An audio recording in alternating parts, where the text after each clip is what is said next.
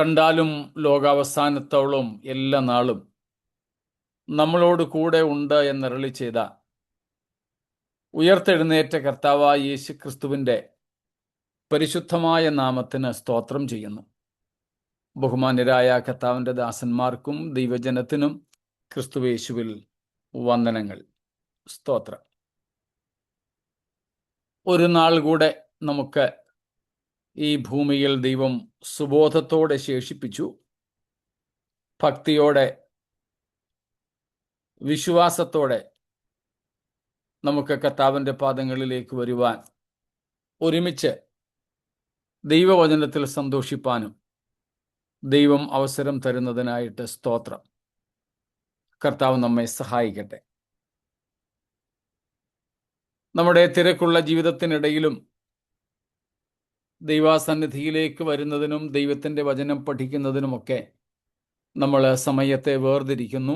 അത് നമുക്ക് ദൈവം നീതിയായി കണക്കിടട്ടെ എന്നും ദൈവത്തോട് പ്രാർത്ഥിക്കുന്നു. സ്തോത്രം. കർത്താവിന് വേണ്ടി നാം ചെയ്യുന്നതൊന്നും നഷ്ടമല്ലല്ലോ. സിറ്റി സ്റ്റഡ് പറഞ്ഞതുപോലെ, there is only one life, it will soon pass away, but what is done for Christ will last.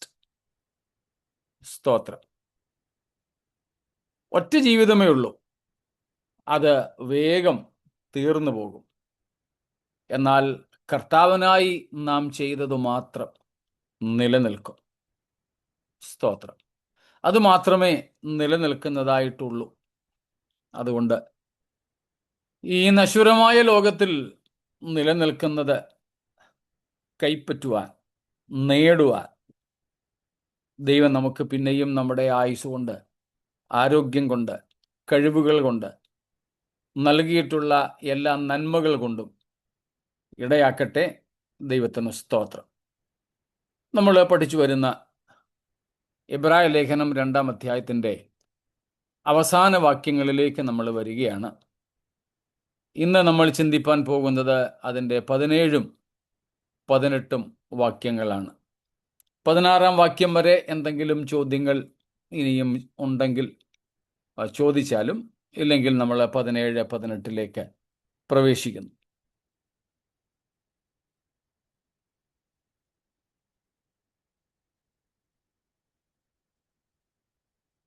എങ്കിൽ 17-ഉം 18-ഉം വാക്യങ്ങൾ നമുക്ക് വായിക്കാമല്ലോ. അതുകൊണ്ട് ജനത്തിന്റെ പാപങ്ങൾക്ക് പ്രായശ്ചിത്തം വരുത്തുവാൻ അവൻ കരുണയുള്ളവനും ദൈവകാര്യത്തിൽ വിശ്വസ്ത മഹാപുരോഹിതനും ആകേണ്ടതിന് സകലത്തിലും തന്റെ സഹോദരന്മാരോട് സദൃശനായി തീരുവാൻ ആവശ്യമായിരുന്നു. താൻ തന്നെ പരീക്ഷിതനായി കഷ്ടം അനുഭവിച്ചിരിക്കയാൽ പരീക്ഷിക്കപ്പെടുന്നവർക്ക് സഹായിപ്പാൻ കഴിവുള്ളവൻ ആകുന്നു. സ്തോത്രം. 2-ാം അധ്യായത്തിൻ്റെ സമാപന വാക്യങ്ങളിലേക്ക് നമ്മൾ വരികയാണ്. We are coming to the concluding verses. And the writer also winding up his thoughts in chapter 2. 2-ാം അധ്യായത്തിലെ തൻ്റെ ആശയങ്ങളെ ഈ 17-18 വാക്യങ്ങളിലായിട്ട് ഉപസംഹരിക്കുകയാണ് ലേഖകൻ ചെയ്യുന്നത്. അതിനാൽ തന്നെയാണ് 17-ാം വാക്യം അതുകൊണ്ട് എന്ന് പറഞ്ഞ് തുടങ്ങുന്നത്. അതുകൊണ്ട്, ദാറ്റ്സ് എ കൺക്ലൂഡിംഗ് ഫ്രേസ്, ഒരു ഉപസംഹാര പ്രയോഗമാണ്. അതുകൊണ്ട്, ഇതുവരെ പറഞ്ഞു വന്ന കാര്യങ്ങൾ കൊണ്ട്, 2-ാം അധ്യായത്തിലെ ഇതുവരെയുള്ള പ്രതിപാദനങ്ങൾ കൊണ്ട്, വിവരണങ്ങൾ കൊണ്ട്. സ്തോത്രം. അതുകൊണ്ട്, കൂടാതെ 16-ാമത്തെ വാക്യത്തിൽ പറഞ്ഞ വിഷയങ്ങളെയും കൂടെ എടുത്തുകൊണ്ടാണ് 17-ലെ അതുകൊണ്ട്. സ്തോത്രം. ചുരുക്കത്തിൽ, യേശുക്രിസ്തു ദൂതന്മാരെക്കാൾ അല്പം മാത്രം, അല്പകാലത്തേക്കും മാത്രം താഴ്ച വന്നവനായി തീർന്നതുകൊണ്ട്, നമുക്കെല്ലാവർക്കും വേണ്ടി മരണം ആസ്വദിച്ചതുകൊണ്ട്, മരണം അനുഭവിച്ചതുകൊണ്ട്, എല്ലാറ്റിലും തൻ്റെ സഹോദരന്മാരോട് ഏകീഭവിച്ചതുകൊണ്ട്, മക്കൾ ജഡരക്തങ്ങളോട് കൂടിയവരാകൊണ്ട് താനും ജഡരക്തങ്ങളോട് കൂടിയവനായി തീർന്നതുകൊണ്ട്, മരണാധികാരിയായ പിശാചിനെ തൻ്റെ മരണത്താൽ നീക്കിയതുകൊണ്ട്, മരണഭീതിയിൽ നിന്നും നമ്മയൊക്കെ വിടുവിച്ചതുകൊണ്ട്, അങ്ങനെ അതെല്ലാം എടുത്ത് ഓരോന്നോരോന്നായി അതുകൊണ്ട് എന്ന് ഉപസംഹരിക്കുന്നു. സ്തോത്രം. ഒപ്പം the key purposes of Jesus incarnation, യേശുക്രിസ്തുവിൻ്റെ ജഡധാരണത്തിൻ്റെ പിൻപിലെ പ്രധാനപ്പെട്ട ഉദ്ദേശവും എന്തെന്ന് ഈ 2 വാക്യങ്ങളിൽ അപ്പോസ്തലൻ ക്രോഡീകരിക്കുന്നു. സ്തോത്രം. ബാക്കി വിവരണങ്ങളൊക്കെ 9 തൊട്ട് 16 വരെ തന്നു. ദൂതന്മാരെയല്ല, അബ്രഹാമിൻ്റെ സന്തതിയെ തന്നെ സംരക്ഷണ ചെയ്യുവാൻ, കൈക്ക് പിടിച്ച് നിത്യതയിലേക്ക്, തേജസ്സിലേക്ക് നടത്തുവാനെന്ന് നമ്മൾ ഇന്നലെ കണ്ടു. അങ്ങനെ ആ കാര്യങ്ങളൊക്കെ വിവരിച്ചതിന് ശേഷം വളരെ സംക്ഷിപ്തമായി യേശുക്രിസ്തു ജഡമെടുത്തതിൻ്റെ ഉദ്ദേശം എന്തെന്ന് ഈ 2 വാക്യങ്ങളിൽ എടുത്തു പറയുന്നു. ഒന്നും കൂടെ ആവർത്തിച്ചോട്ടെ. യേശുക്രിസ്തുവിൻ്റെ ജഡധാരണത്തിൻ ഉദ്ദേശത്തെക്കുറിച്ച് നമ്മൾ ഏതാണ്ട് 15ഓളം കാര്യങ്ങൾ പഠിച്ചതുകൊണ്ട്, ആദ്യ സമയങ്ങളിൽ തന്നെ അതിനെ വേറെയായിട്ടെടുത്ത് പഠിച്ചതുകൊണ്ട് ഇവിടെ ആ കാര്യങ്ങൾ ആവർത്തിക്കുന്നില്ല എന്നേ ഉള്ളൂ. സ്തോത്രം. അപ്പോൾ ഇവിടെ നമ്മൾ ഈ 2 വാക്യങ്ങളിലായി ക്രിസ്തു മനുഷ്യനായി വന്നതിൻ്റെ ഉദ്ദേശത്തെ വെളിപ്പെടുത്തുന്നു. എന്തൊക്കെയാണ് ഉദ്ദേശം? ജനത്തിന്റെ പാപങ്ങൾക്ക് പ്രായശ്ചിത്തം വരുത്തുക. പിന്നെ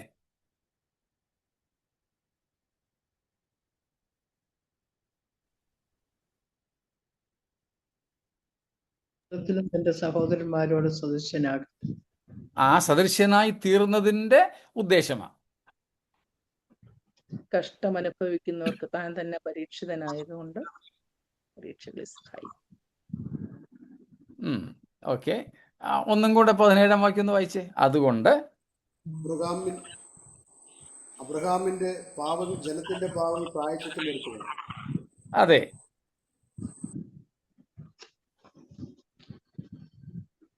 അബ്രഹാമിന്റെ സന്തതിയെ സംരക്ഷണം ചെയ്യുക. 17-ഉം 18-ഉം വാക്യങ്ങളിൽ പറയുന്ന കാര്യങ്ങൾ മാത്രം.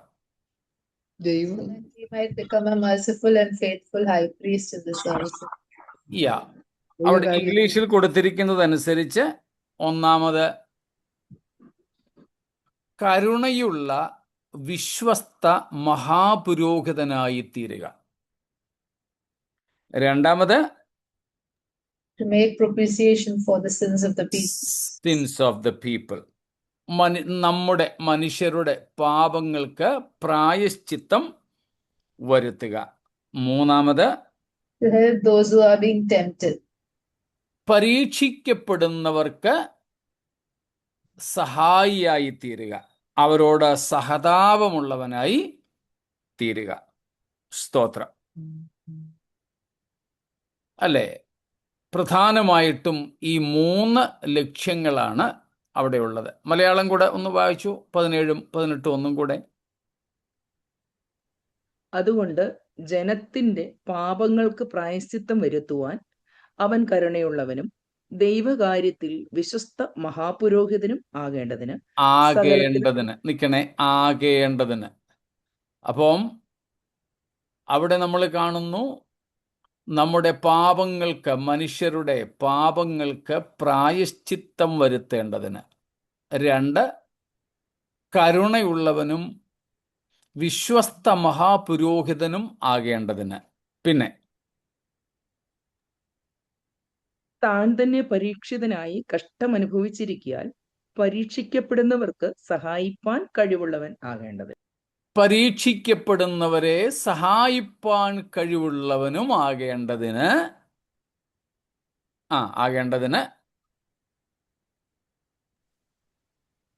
അത്രേ ഉള്ളൂ. ആകുന്നു. സകലത്തിലും തന്റെ സഹോദരന്മാരോട് സദൃശനായി തീരുവാൻ ആവശ്യമായിരുന്നു. അപ്പം ഈ 3 കാര്യങ്ങൾ ആകേണ്ടതിന്, ഈ 3 ലക്ഷ്യങ്ങൾക്ക് വേണ്ടിയാണ് എന്ത് ചെയ്തത്? ക്രിസ്തു തൻ്റെ സഹോദരന്മാരോട് സകലത്തിലും സദൃശനായി തീർന്നത്. അതാണ് പറഞ്ഞത് 9 മുതലുള്ള വാക്യങ്ങൾ, അല്ലെങ്കിൽ 5 മുതൽ തന്നെയുള്ള വാക്യങ്ങൾ എന്ന് പറയാം. ക്രിസ്തുവുമായുള്ള ബന്ധത്തിൽ കൃത്യതയോടെ 9 മുതൽ ഉള്ള വാക്യങ്ങളിലെ വിവരണങ്ങൾക്ക് ഒരു ഉപസംഹാരം, യേശുവിൻ്റെ ജഡധാരണത്തിൻ്റെ ഉദ്ദേശങ്ങളെ ക്രോഡീകരിച്ചിരിക്കുന്നു. നമ്മൾ നേരത്തെ പഠിച്ചതിനകത്ത് ഇതെല്ലാം ഉൾപ്പെടുത്തിയിട്ടുണ്ട്. അതുകൊണ്ട് വേറെയായിട്ട് നമ്മളതിനെ കാണുന്നില്ല. എന്നാൽ ഈ ഉപസംഹാരത്തിൽ ഇതും കൂടെ ഒന്ന് നോക്കി നിർത്തുന്നു എന്ന് മാത്രം. സ്തോത്രം. അപ്പോൾ ഈ 3 പ്രധാനപ്പെട്ട ലക്ഷ്യങ്ങൾ, അതുകൊണ്ടാണ് അതുകൊണ്ട് എന്ന് തുടങ്ങുന്നത്. ഒന്നും കൂടെ ആവർത്തിക്കുന്നു. മലയാളം അനുസരിച്ച് ജനത്തിൻ്റെ പാപത്തിന് പ്രായശ്ചിത്തമാകേണ്ടതിന്. 2, കരുണയുള്ളവനും വിശ്വസ്ത മഹാപുരോഹിതനുമാകേണ്ടതിന്. 3, പരീക്ഷിക്കപ്പെടുന്നവരെ സഹായിക്കേണ്ടതിന്. സ്തോത്രം. ഒന്നാമത്തെയും രണ്ടാമത്തെയും ഇംഗ്ലീഷിലും മലയാളത്തിലും മുമ്പിലും പുറകിലുമാണെന്ന് മാത്രമേ ഉള്ളൂ. To become a merciful and faithful high priest,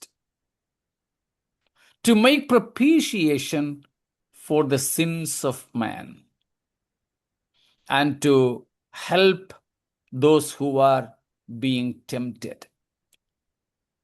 സ്തോത്രം. അതിന് എന്തൊക്കെയായി എന്ന് കാണുന്നു. He himself was tempted and he became one with his brethren. ഈ 3 ലക്ഷ്യങ്ങൾക്ക് വേണ്ടി യേശുക്രിസ്തു 2 കാര്യങ്ങളായി തീർന്നു എന്ന് കാണുന്നു. 1, തൻ്റെ സഹോദരന്മാരോട് സകലത്തിലും സദൃശനായി തീർന്നു. 2, താൻ തന്നെ പരീക്ഷിക്കപ്പെട്ടു. സ്തോത്രം. താൻ തന്നെ പരീക്ഷിക്കപ്പെട്ടു. ഈ അധ്യായം നമുക്ക് ഇന്നുകൊണ്ട് ഉപസംഹരിക്കാമെന്നാണ് കരുതുന്നത്. ഇതിൽ നിന്ന് എടുത്ത് പറയേണ്ട ചില കാര്യങ്ങൾ ഉണ്ടെങ്കിലും അത് മുൻപോട്ടുള്ള അധ്യായങ്ങളിലും വരുന്നതുകൊണ്ട് അവിടെ നമുക്ക് വിവരിക്കാം എന്ന് പ്രതീക്ഷിച്ചാണ് നമുക്കിന്നിവിടെ ഉപസംഹരിക്കാമെന്ന് ആശിക്കുന്നത്.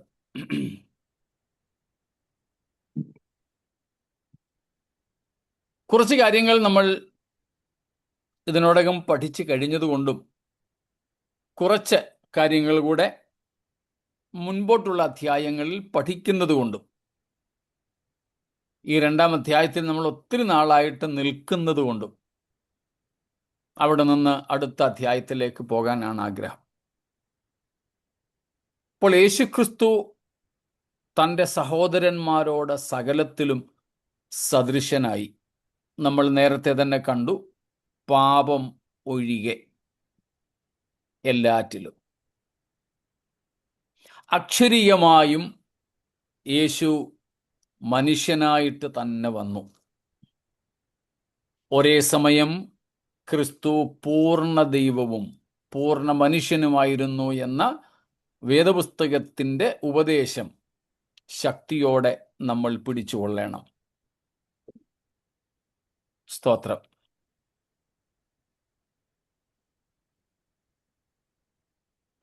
ഡോസറ്റിസം എന്ന് വിളിക്കപ്പെടുന്ന ഒരു ദുരുപദേശം പണ്ട് ഉണ്ടായിരുന്നു. ഇന്നും മറ്റ് പല രൂപഭാവങ്ങളിൽ അതുണ്ട്. പ്രത്യേകിച്ച് മുസ്ലിം സ്നേഹിതർ യേശുവിനെ പറ്റി അങ്ങനെയാണ് പറഞ്ഞു പരത്തുന്നത്. അവർ പറയുന്നത് Jesus was not a real human being, he seem to be a man. Yesu യഥാർത്ഥത്തിൽ ജഡത്തിൽ വെളിപ്പെട്ടിരുന്നില്ല. യേശുവിന് യഥാർത്ഥത്തിൽ ഒരു ശരീരം ഉണ്ടായിരുന്നില്ല. ഒരു ശരീരം ഉണ്ടെന്ന് തോന്നിപ്പിച്ചതേ ഉള്ളൂ. ക്രൂശിൽ പോലും അങ്ങനെയേ സംഭവിച്ചുള്ളൂ. യഥാർത്ഥത്തിൽ യേശു ക്രൂശിക്കപ്പെട്ടില്ലെന്നും പിന്നെ യേശു ക്രൂശിക്കപ്പെട്ടെന്ന് കണ്ടവർക്കൊക്കെ തോന്നുമാറായതേ ഉള്ളൂ എന്നുമാണ് ഈ കൂട്ടർ വാദിക്കുന്നത്.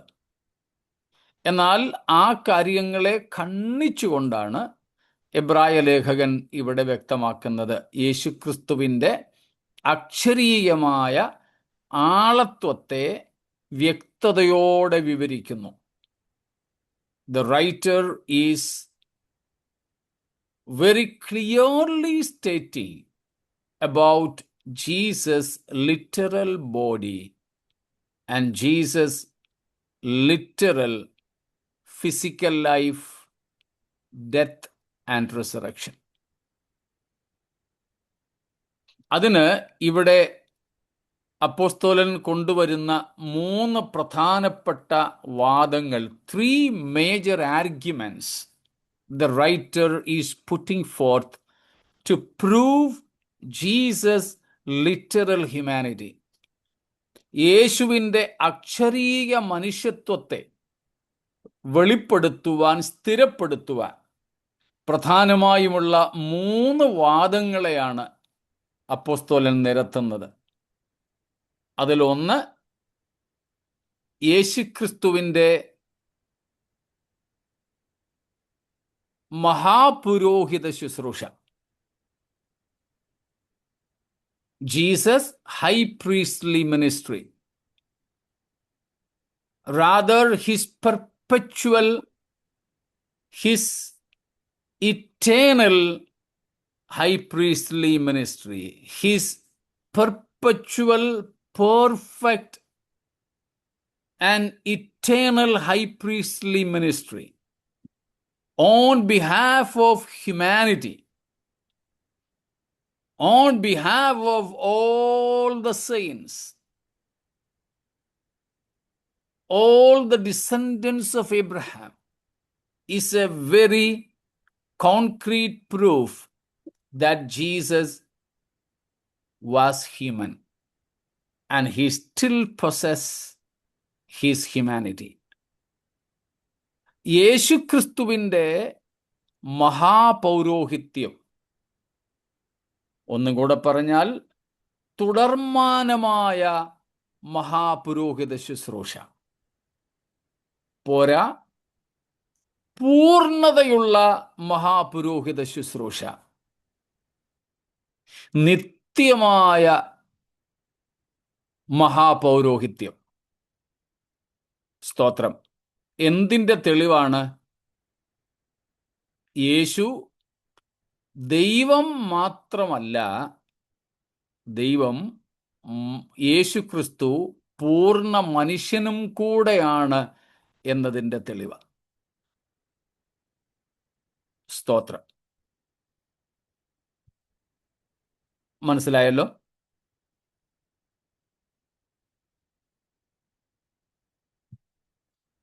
അതായത് മഹാപുരോഹിതൻ ആരായിരിക്കണം? ആർക്കു വേണ്ടി താൻ പൗരോഹിത്യം നടത്തുന്നുവോ അതേ പ്രകൃതത്തിലുള്ളവർ അല്ലെങ്കിൽ ഉള്ളവൻ ആയിരിക്കണം. A high priest must be of the same category of whom he represents. സ്തോത്രം. ആരെയാണോ പ്രതിനിധീകരിക്കുന്നത്, ആർക്കു വേണ്ടിയാണോ മധ്യസ്ഥത അണയ്ക്കുന്നത്, ആ പ്രകൃതത്തിൽ ഉൾപ്പെട്ടവനായിരിക്കണം മഹാപുരോഹിതൻ. സ്തോത്രം.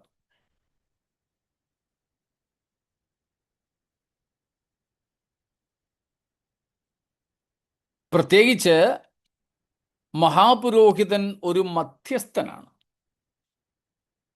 Is a mediator and rather an ഇന്റർസെസർ.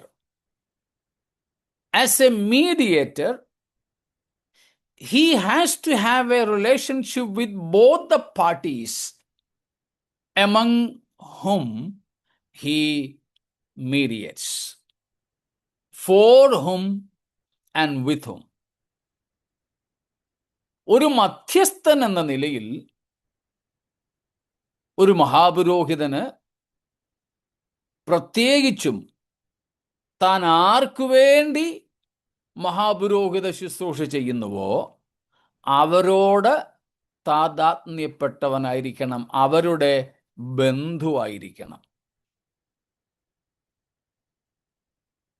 നമ്മൾ അറിയുന്നത് പോലെ രൂത്തിന്റെ പുസ്തകത്തിലാണ് അതിൻ്റെ നല്ല ചിത്രം. അവിടെ പറയുന്ന പേര് അടുത്ത ചാർച്ചക്കാരനായ വീണ്ടെടുപ്പുകാരൻ. അടുത്ത ചാർച്ചക്കാരനായ വീണ്ടെടുപ്പുകാരൻ. കിൻസ്മാൻ റെഡീമർ എന്നാണ് വിളിക്കുന്നത്. കിൻസ്മാൻ റെഡീമർ, അടുത്ത ചാർച്ചക്കാരനായ വീണ്ടെടുപ്പുകാരൻ. ഗോയേൽ എന്ന് വിളിക്കും. ഗോയേൽ, GOEL, ഗോയേൽ. സ്തോത്രം. അതുപോലെ തന്നെ മഹാപുരോഹിതൻ മനുഷ്യർക്കു വേണ്ടി മഹാപുരോഹിത ശുശ്രൂഷ ചെയ്യുന്നത് കൊണ്ട് മനുഷ്യരുടെ ഇടയിൽ നിന്ന് തന്നെ എടുക്കുന്നവൻ ആയിരിക്കണം.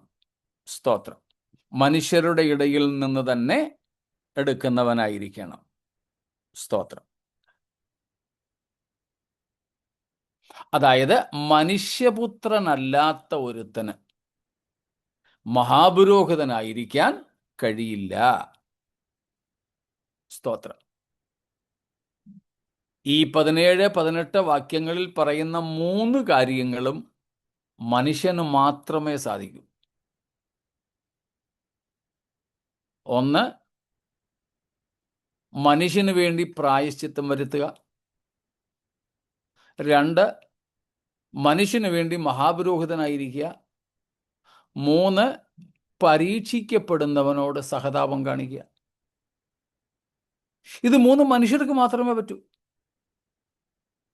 ദൈവത്തിന് ചെയ്യാൻ ഒക്കത്തില്ല. ഒക്കത്തില്ല എന്ന് പറഞ്ഞാൽ ദൈവത്തിന് പ്രായശ്ചിത്ത മരണം വരിക്കുവാൻ കഴിയില്ല. അവൻ അമർത്യനാണ്.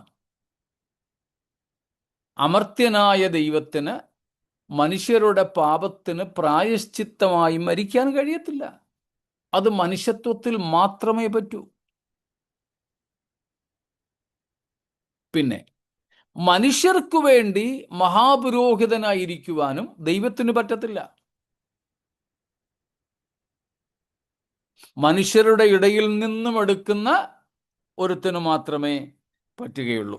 സ്തോത്രം. അതെല്ലാം 5-ാമത്തെ അധ്യായം മുതൽക്ക് നമുക്ക് വ്യക്തതയോടെ പിന്നീട് കാണുവാനായിട്ട് സാധിക്കും.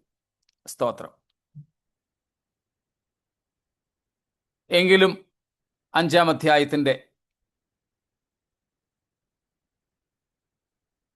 3-ാമത്തെ വാക്യം,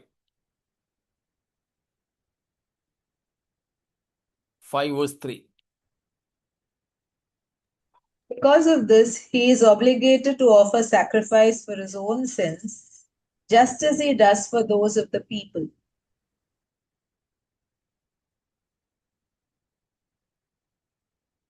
ഒരു മഹാപുരോഹിതൻ he is obliged to offer sacrifice. He is obliged.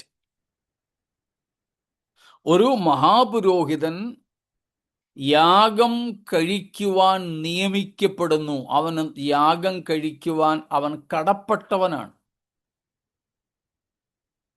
ഇവിടെ സ്തോത്രം, മനുഷ്യരുടെ ഇടയിൽ നിന്നും എടുക്കുന്ന മഹാപുരോഹിതന്മാർക്ക് ആദ്യം തങ്ങൾക്ക് വേണ്ടി തന്നെ യാഗം കഴിക്കേണ്ടി വരുന്നു, പിന്നെ ജനത്തിൻ്റെ. എന്നാൽ യേശുക്രിസ്തുവിന് താൻ ദൈവപുത്രനാകയാൽ, താൻ പൂർണ്ണ മനുഷ്യനാകയാൽ, യേശു പാപരഹിതനാകയാൽ സ്വന്തം പാപങ്ങൾക്കു വേണ്ടി യാഗം കഴിപ്പാൻ ആവശ്യമില്ലാത്തവനാകുന്നു. അത് നമ്മൾ യേശുവിൻ്റെ പരിശുദ്ധിയെക്കുറിച്ച് പഠിച്ചിട്ടുള്ള സമയത്ത് എബ്രായ ലേഖനത്തിന് പുറത്തു നിന്ന് തന്നെ പഠിച്ച കാര്യമാണ്. സ്തോത്രം. അപ്പോൾ യേശുക്രിസ്തുവിന് തൻ്റെ പാപങ്ങൾക്കു വേണ്ടി മാനുഷിക മഹാപുരോഹിതന്മാരെ പോലെ യാഗം കഴിപ്പാൻ ആവശ്യമില്ല. അപ്പോൾ മഹാപുരോഹിതൻ ജനത്തിൻ്റെ ഇടയിൽ നിന്നും എടുക്കപ്പെടുന്നവനാണ്. അതുകൊണ്ട് യേശുവും മഹാപുരോഹിതനാകേണ്ടതിന് മനുഷ്യനായി തീർന്നേ പറ്റുമായിരുന്നുള്ളൂ. 2, ജനത്തിൻ്റെ പാപങ്ങൾക്ക് പ്രായശ്ചിത്തമാകണം. സ്തോത്രം. Offering a satisfactory sacrifice to satisfy the righteousness of God. ദൈവത്തിൻ്റെ നീതിയെ സംതൃപ്തിപ്പെടുത്തുന്ന ഒരു യാഗം കഴിക്കുവാൻ യേശുവിന് മനുഷ്യനായി തീർന്നേ പറ്റുമായിരുന്നുള്ളൂ. യേശുക്രിസ്തു തൻ്റെ മനുഷ്യത്വത്തിലായിരുന്നില്ലെങ്കിൽ ക്രൂശിൽ മരിക്കുവാനും കഴിയില്ലായിരുന്നു. അപ്പോൾ യേശു നമ്മുടെ പാപങ്ങൾക്ക് പ്രായശ്ചിത്തമായി, അല്ലെങ്കിൽ പ്രായശ്ചിത്തം വരുത്തി എന്ന് വയ്ക്കുമ്പോഴും അതും ക്രിസ്തുവിൻ്റെ മനുഷ്യത്വത്തിന് ഉദാത്തമായ തെളിവാണ്. സ്തോത്രം. ഉദാത്തമായ തെളിവാണ്. 3, പരീക്ഷിക്കപ്പെടുന്നവരെ സഹായിപ്പാനും കൂടെ കഴിയുന്നവനായിരിക്കണം. അതിന് താൻ തന്നെ പരീക്ഷിക്കപ്പെടേണ്ടിയിരുന്നു. യേശുവിന് തൻ്റെ ദൈവത്വത്തിൽ പരീക്ഷിക്കപ്പെടാൻ സാധ്യമായിരുന്നില്ല. എന്നാൽ യേശു വീണുപോയ മനുഷ്യൻ്റെ അവസ്ഥയിലേക്ക് വന്നപ്പോൾ, അവനെപ്പോലെ അവനോട് സദൃശനായി വന്നപ്പോൾ, സാത്താൻ വരെ നേരിട്ട് വന്ന് യേശുവിനെ പരീക്ഷിച്ചു. സ്തോത്രം. പരീക്ഷിച്ചു. എന്തിനാ യേശുക്രിസ്തു അതിന് നിന്നുകൊടുത്തത്, വശംവദനായത്? വശംവദൻ എന്ന് പറയുന്ന പദം ശരിയല്ല. പരീക്ഷിക്കപ്പെടുവാൻ ഏൽപ്പിച്ചു കൊടുത്തത്, പരീക്ഷയ്ക്ക് വിധേയനായത്. യേശു കർത്താവ് ദൈവമെന്ന നിലയിൽ മനുഷ്യന്റെ സകല അവസ്ഥകളെയും അറിയുന്നവനാണ്. പക്ഷേ അനുഭവിച്ചറിയേണ്ടതിന് യേശു മനുഷ്യനായിട്ട് തന്നെ ഈ ലോകത്തിൽ വന്നു. സ്തോത്രം. എന്തൊക്കെയാ അനുഭവിച്ചറിയുക എന്ന് പറയുന്നത്? യേശുക്രിസ്തു ഈ ലോകത്തിൽ വന്നപ്പോൾ, ജഡമെടുത്തപ്പോൾ, ഏറ്റവും ആദ്യം അനുഭവിച്ചത് എന്താണെന്ന് പറയാമോ?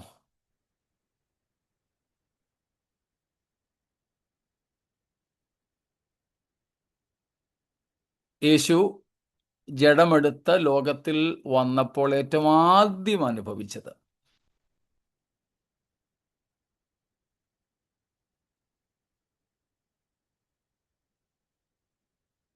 ഒത്തിരി കൺഫ്യൂസിങ് ആയിട്ടുള്ള ഒരു ചോദ്യമായിരിക്കും അത്. ഒത്തിരി കാര്യങ്ങൾ മനസ്സിൽ കൂടെ പോരുന്നുണ്ടാകാം. തലചായ്ക്കുവാൻ സ്ഥലമില്ലാത്ത വിഷയമാണ്. തലചായിപ്പാൻ സ്ഥലമില്ലാത്തത് കറക്റ്റാണ്. അതിനെ നമുക്ക് ഒറ്റ വാക്കിൽ പറഞ്ഞാൽ പോവേർട്ടി, ദാരിദ്ര്യമാണ്. യേശു ഭൂമിയിൽ വന്നിട്ട് ആദ്യം നേരിട്ട പ്രശ്നം ദാരിദ്ര്യ. ജനിക്കാൻ ഒരിടമില്ലായിരുന്നു. തൻ്റെ ആയുഷ്കാലം മുഴുവനും ഏതാണ്ടൊക്കെ അങ്ങനെയായിരുന്നു. നമ്മൾ പലപ്പോഴും പറഞ്ഞിട്ടുള്ളത് പോലെ ജനിക്കുവാൻ ഒരു കന്യകയുടെ ഉദരവും മരണശേഷം അടക്കപ്പെടുവാൻ ഒരു ധനവാന്റെ കല്ലറയും വരെ കടമെടുത്ത ഒരു ദരിദ്രനായിരുന്നു യേശു.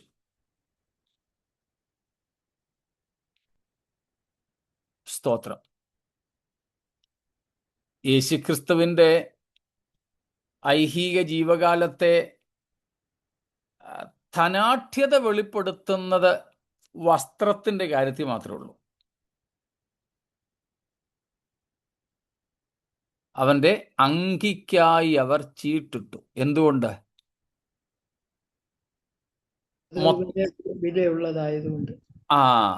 അത്രയ്ക്ക് കീറ്റലില്ലാത്ത തുന്നി മാത്രമെടുത്ത വിലയേറിയ അങ്കിയായിരുന്നു എന്നാണ് അതിൻ്റെ ഉത്തരം. അത് വെച്ച് ചിലർ പറയാറുണ്ട്, ഇന്നത്തെ ആഡംബര ജീവിതത്തിന് യേശുക്രിസ്തുവിൻ്റെ അങ്കി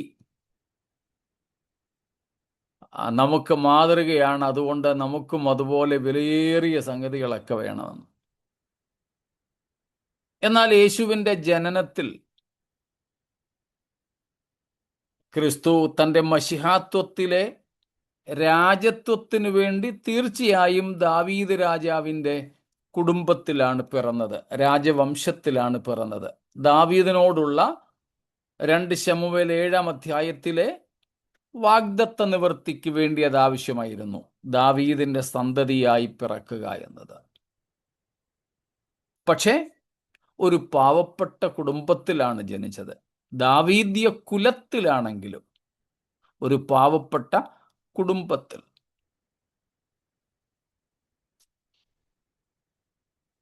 ഇന്നത്തെ പോലെ, പ്രത്യേകിച്ച് നമ്മുടെ ഭാരതത്തിലെ പോലെ തൊഴിലിൻ്റെ അടിസ്ഥാനത്തിൽ ജാതി വേർതിരിക്കുന്ന പരിപാടി അവർക്കില്ല. നമ്മളിവിടെ തൊഴിലും ജാതിയും തമ്മിൽ ബന്ധപ്പെട്ടിരിക്കുക. എന്നാൽ അവിടെ അങ്ങനെ ഇല്ലായിരുന്നു. ആർക്കും എന്ത് തൊഴിലും ചെയ്യാം. ഇത്രയും വിദ്യാഭ്യാസവും കാര്യങ്ങളൊക്കെയുള്ള പൗലോസ് ടെൻറ്റ് മേക്കർ, കൂടാരപ്പണിക്കാരനായിരുന്നു. അപ്പോൾ അതുകൊണ്ട് തൊഴിൽ വെച്ച് നമ്മൾ മറ്റൊന്നും പറയണ്ട. എന്നാലും ദാവീദിൻ്റെ കുലത്തിൽപ്പെട്ടവനായിരുന്നെങ്കിലും യോസേഫും മറിയയും ഒക്കെ സാധാരണക്കാരിൽ സാധാരണക്കാരായിരുന്നു. അത് യേശുക്രിസ്തുവിൻ്റെ ജനനശേഷം മറിയയുടെ ശുദ്ധീകരണത്തിന് വേണ്ടി ദേവാലയത്തിൽ പോകുമ്പോൾ കാളയെയും ആടിനെയും ഒന്നും കൊണ്ടല്ല പോയത്, 2 കുറുപ്രാക്കളെയും കൊണ്ടാണ്. കാരണം ആടിനും കാളയ്ക്കുമുള്ള വകയില്ലാത്തവരായിരുന്നു അതെന്ന് തെളിയുന്നു. അവിടെ മുതൽ ഇങ്ങോട്ട് ദാരിദ്ര്യം യേശു അനുഭവിച്ചു. അക്ഷരീയമായും ദാരിദ്ര്യം അനുഭവിച്ചു. കരം കൊടുക്കാൻ കാശില്ലാഞ്ഞ കാര്യം നമുക്കറിയാം.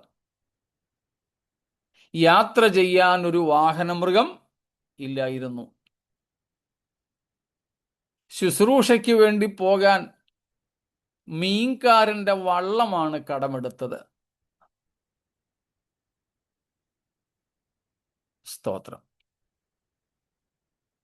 ഒടുവിൽ പെസഹ ആചരിക്കാൻ, ആള് ഗുരുവാ, ആള് റബ്ബിയാ, പക്ഷേ ശിഷ്യന്മാരുമായി പെസഹ ആചരിക്കാൻ ഒരു സ്ഥലമില്ല, ഒരു വീടില്ല. പിന്നെ ആരാണ്ടുടെ വിരിച്ചൊരുക്കിയ ഒരു മാളിക മുറി യേശു കർത്താവും ശിഷ്യന്മാരും കൂടെ അന്തി അത്താഴത്തിനും തിരുവത്താഴത്തിനും വേണ്ടി, അന്തി അത്താഴത്തിനും തിരുവത്താഴത്തിനും വേണ്ടിയിട്ട് എടുത്തു. രണ്ടും രണ്ടാണേ. Last supper and lord supper, both are different, but was instituted back to back. അതിനുവേണ്ടിയും സ്വന്തമായിട്ടൊരു വീടില്ലായിരുന്നു. ഏറ്റവും ഒടുവിൽ ഉടുവസ്ത്രം വരെ ഉരിഞ്ഞെടുത്ത് നഗ്നനായി ക്രൂശിൽ മരിക്കുന്നു, സ്വന്തം തോളിൽ തലചായിച്ച്. ഗുരു, നീ എവിടെ പോയാലും ഞാൻ നിന്നെ അനുഗമിക്കാമെന്നും പറഞ്ഞ് ഒരുത്തൻ ഓടി വന്ന കാര്യം ലൂക്കോസ് 9 അവസാന വാക്യങ്ങളിലുണ്ട്. കർത്താവിനോട് പറഞ്ഞു, കാട്ടിലെ കുറുക്കന് കുഴിയുണ്ട്, ആകാശത്തിലെ പറവകൾക്ക് കൂടുണ്ട്. അത് വെച്ച് സിനിമയ്ക്കകത്തിലാണെന്ന് തോന്നുന്നു. ഞാൻ പ്രൈമറി സ്കൂളിൽ പഠിക്കുന്ന സമയത്ത് ഞങ്ങളുടെ അവിടെ ഒരു സർക്കസിന് വന്ന ആൾക്കാർ പാടി ഞാൻ ആദ്യമായിട്ട് കേട്ടത്, പാമ്പുകൾക്ക് മാളമുണ്ട്, പറവകൾക്ക് ആകാശമുണ്ട്. വേദപുസ്തകവാക്യമല്ലത്.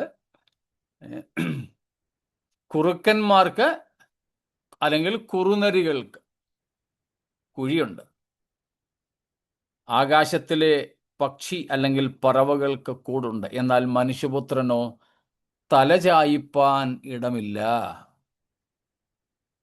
അപ്പോൾ യേശുക്രിസ്തു ഭൂമിയിൽ വന്നപ്പോൾ ഏറ്റവും ആദ്യം അനുഭവിച്ചറിഞ്ഞത് ദാരിദ്ര്യമാണ്. നമ്മുടെയും ജീവിതത്തിലെ പോരായ്മകൾ, കുറവുകൾ എന്ന് പറയുന്നത് പാപമെന്ന കുറവല്ല, ഭൗമ വസ്തുക്കളുടെ കുറവ്. വീട് ഒരുപക്ഷെ നമുക്കില്ലായിരിക്കാം, ഒരു വീട് വാങ്ങാനുള്ള വകയില്ലായിരിക്കാം, ഉള്ളത് വളരെ പരിമിതപ്പെട്ടതാകാം. അങ്ങനെ ദാരിദ്ര്യാവസ്ഥയിലൂടെ നാം പോകുന്നവരാണെങ്കിൽ അറിഞ്ഞുകൊള്ളുക, യേശുക്രിസ്തു നമ്മുടെ ദാരിദ്ര്യ അവസ്ഥയോട് താദാത്മ്യപ്പെട്ടവനാണ്, ഏകീഭവിച്ചവനാണ്. സ്തോത്രം. മറ്റൊന്ന് യേശു അനുഭവിച്ചത് വിശപ്പാണ്. നമ്മുടെ ജീവിതത്തിലെയും ഏറ്റവും അസഹനീയമായ ഒരു സാധനമാണല്ലോ വിശപ്പ്.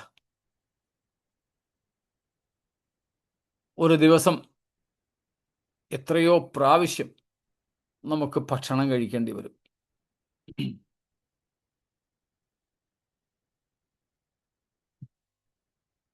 സ്തോത്രം.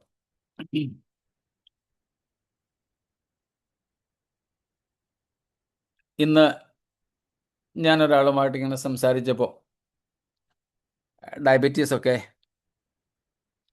വരുന്നതുമായിട്ട് ബന്ധപ്പെട്ട് ഇപ്പം എല്ലാവരും പറയുന്നതാണല്ലോ 7-7:30 മുമ്പ് ആഹാരം കഴിക്കണം. അപ്പം ഞങ്ങളിങ്ങനെ സംസാരിച്ചപ്പം അദ്ദേഹം പറഞ്ഞു, ഞാൻ കഴിഞ്ഞ ദിവസം ഒന്ന് കഴിച്ചു പാസ്റ്റേ, 7:30 മുമ്പ് ആഹാരം കഴിച്ചു. ഉറങ്ങുന്നതിന് മുമ്പ് എന്തൊരു വിശപ്പായിരുന്നു. പിന്നെ ഉറങ്ങുന്നതിന് മുമ്പ് വിശപ്പൊന്നകറ്റാൻ ഏതാണ്ടൊക്കെ പിന്നെയും കഴിക്കേണ്ടി വന്നു. ചിലര് പാതിരാത്രിക്ക് എഴുന്നേറ്റ് ആഹാരം കഴിക്കും വിശക്കുന്നെന്നും പറഞ്ഞു, ഉറക്കത്തിനിടയിൽ. വിശപ്പ് നമ്മുടെ താഴ്ച വന്ന ശരീരത്തിൻ്റെ ഒരു പ്രധാനപ്പെട്ട വിശേഷതയാണ് ഈ വിശപ്പെന്ന് പറയുന്നത്. യേശു അതും സഹിച്ചു. അതിലുപരി വിശപ്പ് പിന്നെയും സഹിക്കാം, ദാഹമോ? സ്തോത്രം. യേശു കർത്താവിൻ്റെ നാവ് ദാഹം കൊണ്ട് അണ്ണാക്കോടെ പറ്റിപ്പോയി എന്നാണ് പ്രവാചകനായ ദാവീദ് ക്രിസ്തുവിൻ്റെ ജനനത്തിന് ഏകദേശം 900 വർഷങ്ങൾക്ക് മുമ്പ് 22-ാം സങ്കീർത്തനത്തിനകത്ത് എഴുതി വെച്ചത്.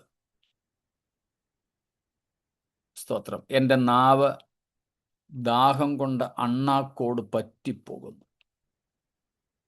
യേശുക്രിസ്തുവിന്റെ ക്രൂശിലെ മൊഴികളിൽ ഒന്നാണല്ലോ, എനിക്ക് ദാഹിക്കുന്നു. നമ്മളതിനെ പിന്നെ ഇങ്ങനെ പറയും,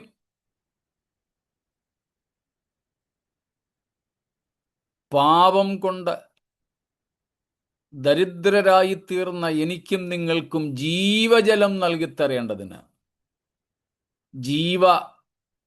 ദാതാവായ കർത്താവ് ക്രൂശിൽ ദാഹിച്ചു കേണു. യേശുവേ രക്ഷാദായക എന്ന പാട്ടിൽ നമ്മൾ പാടാറുണ്ട്, എനിക്കായിട്ടല്ലയോ ക്രൂശിങ്കൽ ദാഹിച്ച് കേണത്.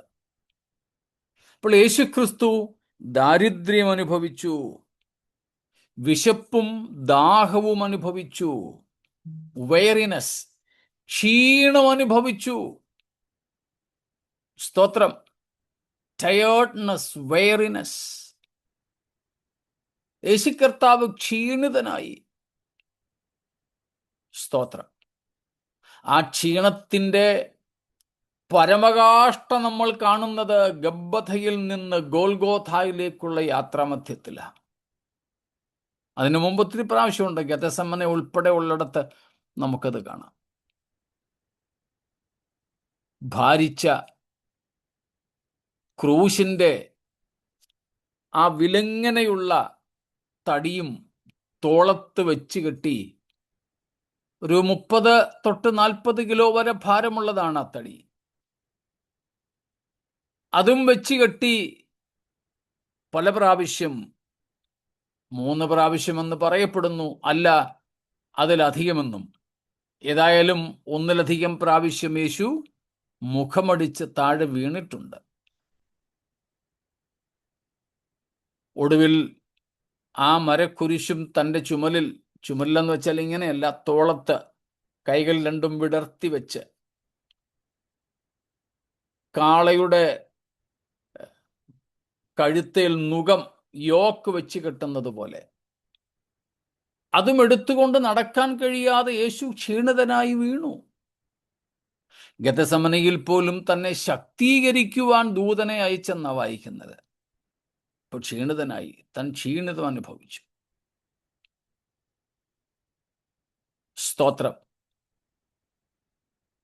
He faced the enmity of people. മനുഷ്യരുടെ ശത്രുതയെ യേശു അനുഭവിച്ചു. നമ്മുടെയും ജീവിതത്തിൽ ചിലപ്പോൾ ഒരു കാരണവുമില്ലാതെ നമ്മുടെ കൂടെ ജോലി ചെയ്യുന്നവരോ പഠിക്കുന്നവരോ അയലത്തുകാരോ സഭക്കാരു പോലുമോ എതിർത്തെന്ന് വന്നേക്കാം. സാരമില്ല, യേശു അതും അനുഭവിച്ചു. റിജക്ഷൻ,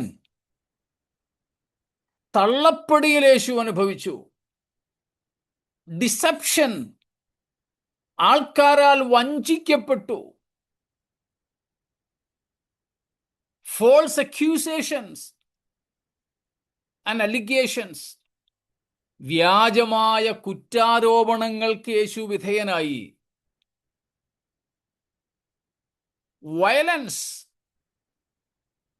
ഉപദ്രവങ്ങൾ യേശു ഏറ്റു. മെന്റൽ ആഗനി, മാനസിക വ്യഥകൾ യേശു ഏറ്റു. ഫൈനലി വയലന്റ് ഡെത്ത്, മർഡർ, അതിക്രൂരമായ കൊലപാതകവും യേശു അനുഭവിച്ചു. അപ്പോൾ ദാരിദ്ര്യം തുടങ്ങി അതിക്രൂരമായ കൊലപാതകവും വ്യാജ ആരോപണങ്ങളും എല്ലാവരാലും ഉപേക്ഷിക്കപ്പെടുന്ന അവസ്ഥയും ഉൾപ്പെടെ എന്തെല്ലാം യേശു സഹിച്ചു, പ്രലോഭിപ്പിക്കപ്പെട്ടു. He was tempted just like a human being. Now therefore he knows what experiences we go through. ഇന്ന് അതുകൊണ്ട് നമ്മൾ ഏതവസ്ഥയിലൂടെ പോകുന്നു എന്ന് നമ്മുടെ കർത്താവിന് നന്നായിട്ടറിയാം. അത് തൻ്റെ ദൈവത്വത്തിലെ സർവജ്ഞാനം കൊണ്ടറിയുന്ന അറിവല്ല, തൻ്റെ മനുഷ്യത്വത്തിൽ താൻ തന്നെ പരീക്ഷിതനായി കഷ്ടമനുഭവിച്ച അനുഭവമാണ്. Praise God. സ്തോത്രം. ഈ വിധമായ പരീക്ഷകളും കഷ്ടതകളും അനുഭവിക്കണമായിരുന്നെങ്കിൽ യേശുവിന് ആരായേ പറ്റുമായിരുന്നുള്ളൂ? മനുഷ്യൻ. സ്തോത്രം. അപ്പോൾ അതും യേശുക്രിസ്തുവിൻ്റെ മനുഷ്യത്വത്തിന് ഒരു തെളിവാണ്. ക്രിസ്തുവിൻ്റെ മനുഷ്യത്വത്തിന് ഒരു തെളിവ്. Praise God. അപ്പോൾ എബ്രായ ലേഖന കർത്താവ് വ്യക്തതയോടെ ഇവിടെ നമ്മെ പഠിപ്പിക്കുന്നത് യേശുക്രിസ്തുവിൻ്റെ ജഡധാരണം ഒരു ഭാവനയായിരുന്നില്ല, അങ്ങനെ തോന്നിയതല്ല, മറിച്ച് യേശു അങ്ങനെ തന്നെ ജഡത്തിൽ കഷ്ടമനുഭവിച്ചതാണ്. സ്തോത്രം.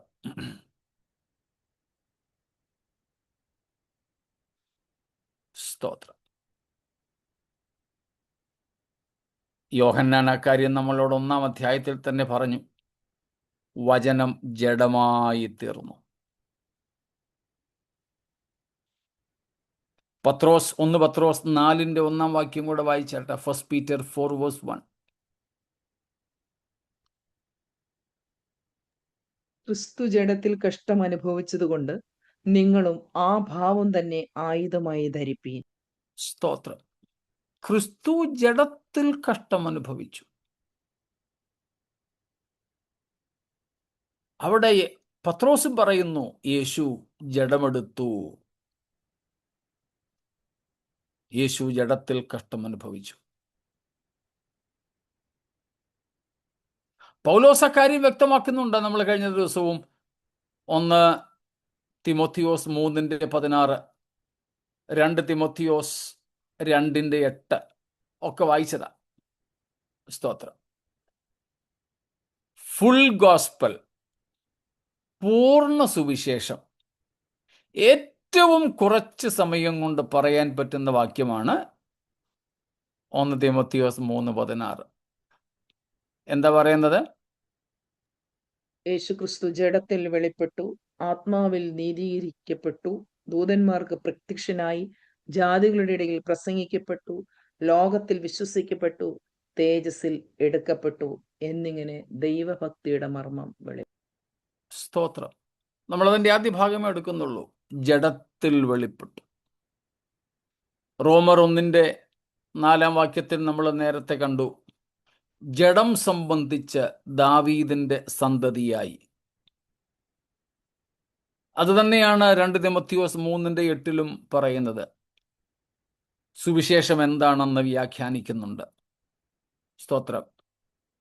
ജഡം സംബന്ധിച്ച് ദാവീദന്റെ സന്തതിയായി ജനിച്ചു, മരിച്ചു, 2:8 ഉയർത്തെഴുന്നേറ്റ യേശുവിനെ ഓർത്തുകൊള്ളുവീൻ, അതാകുന്നു എൻ്റെ സുവിശേഷം. അപ്പോൾ അപ്പോസ്തലന്മാരെല്ലാവരും ആവർത്തിച്ചു പറയുന്ന ഒരു കാര്യമാണ്, യേശു ജഡത്തിൽ വെളിപ്പെട്ട ദൈവമാണ്. സ്തോത്രം. അതുകൊണ്ട് നമുക്ക് തുല്യനായി യേശു പരീക്ഷിക്കപ്പെട്ടു. അപ്പോൾ ഈ 3 കാര്യങ്ങൾ യേശുക്രിസ്തുവിൻ്റെ മനുഷ്യത്വത്തെ അരക്കിട്ടുറപ്പിക്കുന്നു. These 3 things the apostle in Hebrews 2:17 and 18 concretely states that Jesus was fully a man. He was a perfect man. Praise God. His humanity is not the denial of his deity. യേശുക്രിസ്തുവിൻ്റെ മനുഷ്യത്വം യേശുവിൻ്റെ ദൈവത്വ നിഷേധം അല്ല എന്ന് നമ്മൾ പല ഊരിൽ കണ്ടിട്ടുണ്ട്.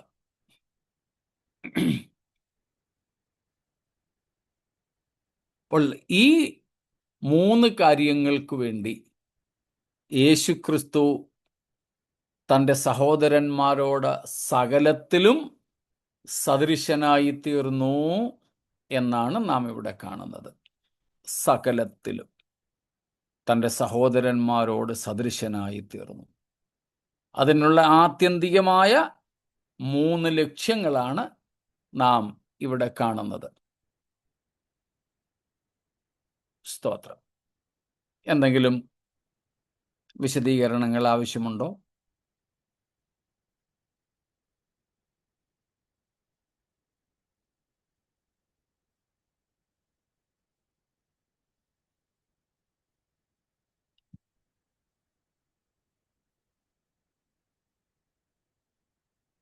ഒന്നുമില്ല. സ്തോത്രം.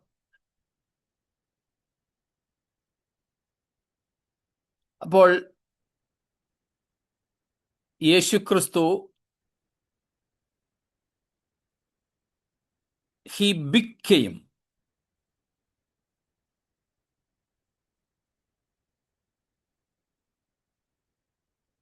യേശുക്രിസ്തു നമുക്ക് തുല്യനായി തീർന്നു എന്ന് നാം കാണുന്നു. സ്തോത്രം.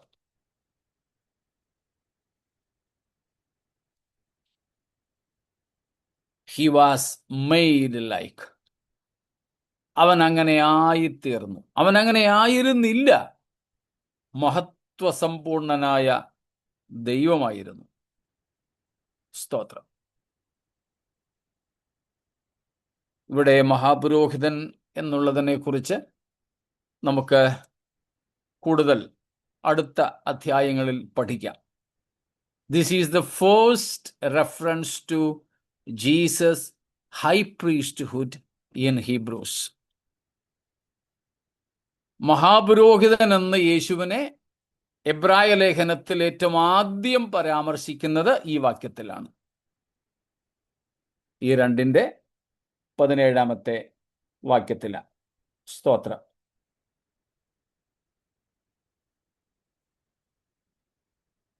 ഒന്നാം അധ്യായത്തിന്റെ 3-ാം വാക്യത്തിൽ പുരോഹിതൻ എന്നതിന് ഒരു ചെറിയ സൂചനയുണ്ട്. 1:3 അത് നമ്മൾ പഠിച്ചതാണ്.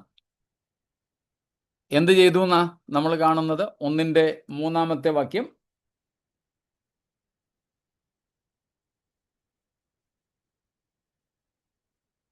പാപങ്ങൾക്ക് പരിഹാരം ഉണ്ടാക്കിയ ശേഷം ഉയരത്തിൽ മഹിമയുടെ വലത്ത് ഭാഗത്ത് ഇരുന്നു. ഇരിക്കുകയുമെന്നാണ് നമ്മൾ അവിടെ ഇരുന്നു എന്നങ്ങ് മുറിക്കിയത്. പാപങ്ങൾക്ക് പരിഹാരം ഉണ്ടാക്കിയ ശേഷം മഹിമയുടെ വലത്ത് ഭാഗത്ത് ഇരുന്നു. 2:17 അത് തന്നെ പറയുന്നത്. അവിടെ വന്നപ്പോൾ മഹാപുരോഹിതൻ എന്ന ആ ഒരു സ്ഥാനപ്പേരും കൂടെ യേശുവിന് നൽകിയിരിക്കുന്നു.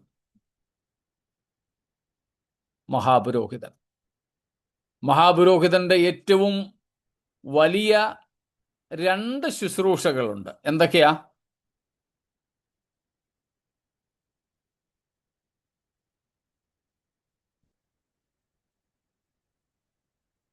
Offering sacrifice. യെസ്. ഒറ്റ വാക്കിൽ പറഞ്ഞാൽ 2:17 making propitiation for the sins of man. മനുഷ്യരുടെ അല്ലെ ജനത്തിന്റെ പാപങ്ങൾക്ക് പ്രായശ്ചിത്തമാവുക. സ്തോത്രം.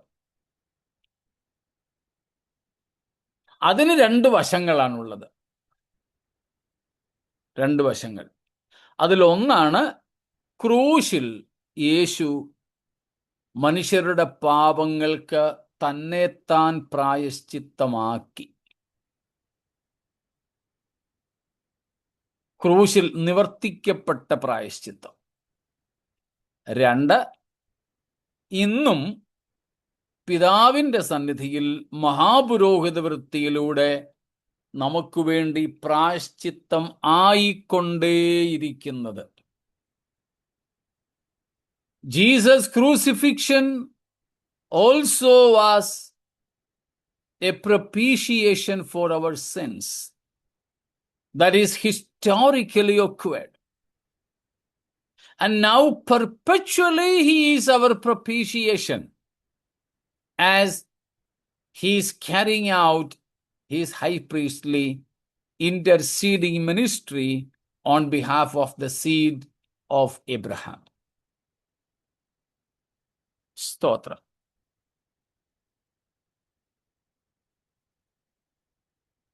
ഒന്ന് യോഹന്നാൻ 2:2 നമ്മൾ പല ആവർത്തി വായിച്ചിട്ടുണ്ടല്ലോ. ഒന്നും കൂടെ ഈ സന്ദർഭത്തിൽ വായിക്കാം. 1 John 2:2.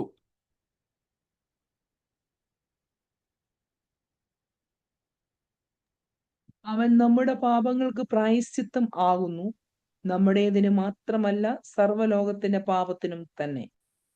സ്തോത്രം. യേശുക്രിസ്തു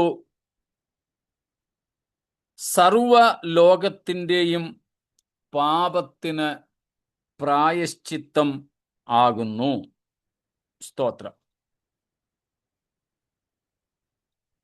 നമ്മുടെ പാപങ്ങൾക്ക് പ്രായശ്ചിത്തമാണ്, നമ്മുടേതിന് മാത്രമല്ല സർവ ലോകത്തിൻ്റെ പാപത്തിനും. സർവലോകത്തിൻ്റെ പാപത്തിനും യേശു പ്രായശ്ചിത്തമായത്, പ്രൊപ്പീഷിയേഷനായത് ക്രൂശിലാണ്. നമ്മുടെ പാപങ്ങൾക്ക് പ്രായശ്ചിത്തമാകുന്നത് ക്രിസ്തുവിൻ്റെ മഹാപുരോഹിത ശുശ്രൂഷയിലും ആണ്. മഹാപുരോഹിത ശുശ്രൂഷയിലും.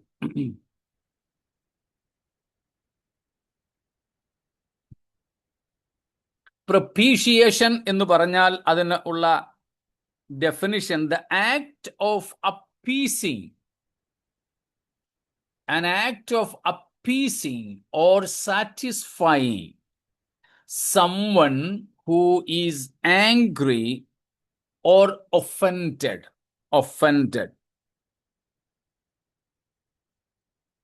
to regain their favor. So propitiation is an act of appeasing or satisfying a person who is angry to regain his favor.